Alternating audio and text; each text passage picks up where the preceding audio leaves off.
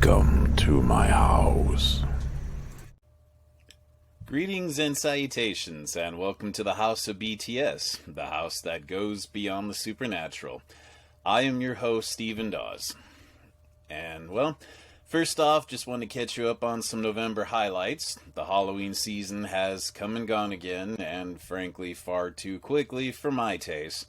But now I shall press on into November, as there are a lot of things to do and a lot of things going on.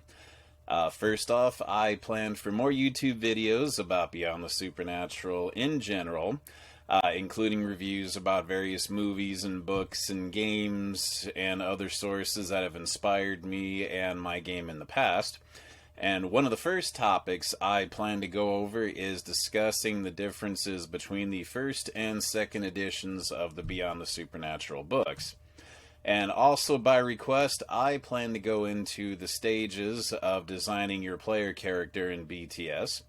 And especially, I also plan on individual videos going, that spotlights the various psychic character classes that's presented in the main book.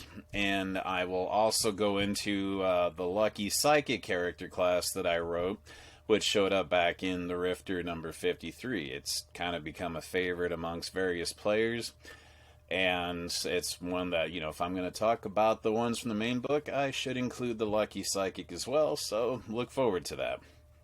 And in time, I plan to start hosting interviews with various people as my experience and know-how with video editing technologies improve. Up next, I've recently made some space on the house rules page for both new and expanded psychic abilities that Kevin Siembieda graciously sent the house as samples from his upcoming Rift CS Manhunter sourcebook. As I understand it, there are 50 new and expanded psychic abilities that are showing up in that book. And also, as I understand it, virtually all of them are going to be accessible and usable in Beyond the Supernatural as well. So I really look forward to pouring into those.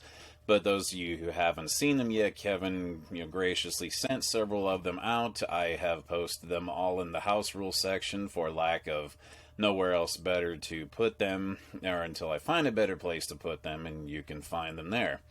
While I'm at it, one of the projects I was working on when Halloween came along, I was actually working on polishing off and finishing up a couple of homemade psychic abilities that I would like to have added to that same section as well. And the first one is a machine psionic or psi-mechanic ability called Illuminating the Invisible, which really is just what it sounds like. Any character who has the ability, the mechanical ability of using living battery to power the electronic devices in their hands, can also use those same devices to cast light upon,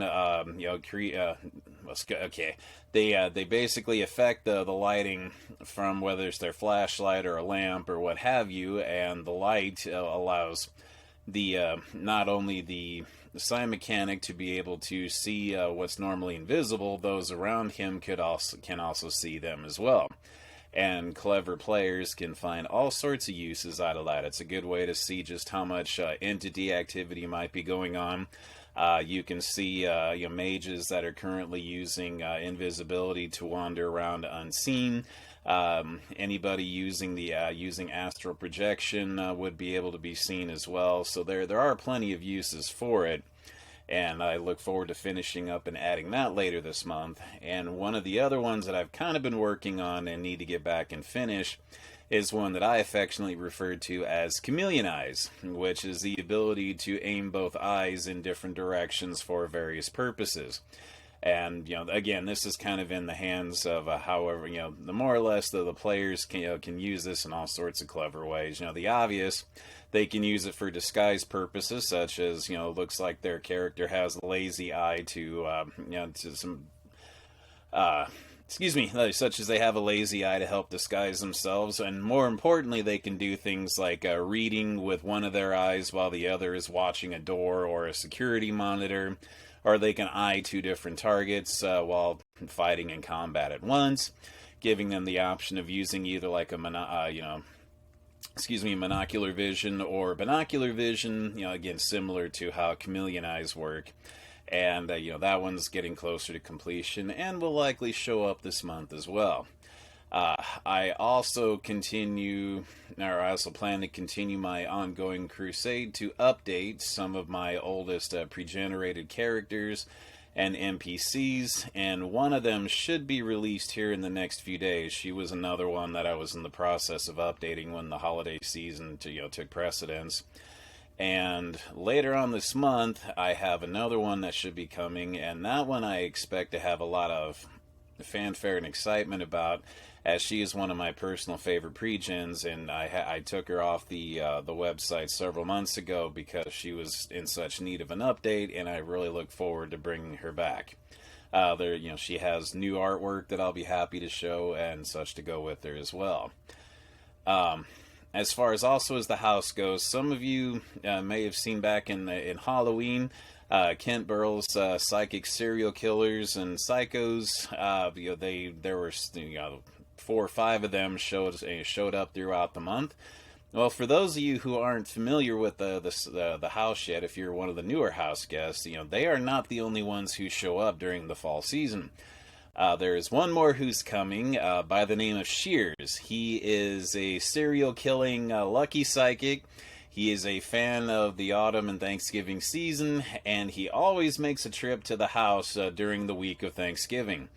Like the other of Ken's killers over the last year, his character sheet was in need of some updating.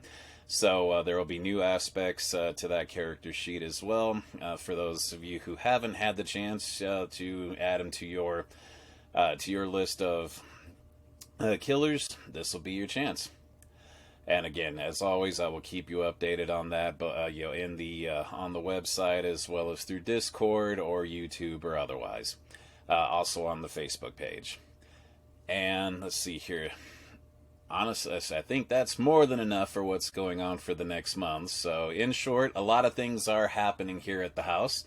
And I'm asking you then to help me spread the word to the other house guests out there by clicking the like button, subscribing to the house if you haven't yet, and get ready for more fun and more items to come from the writing desk of the host. And I thank you for visiting the House of BTS, and farewell until we meet again.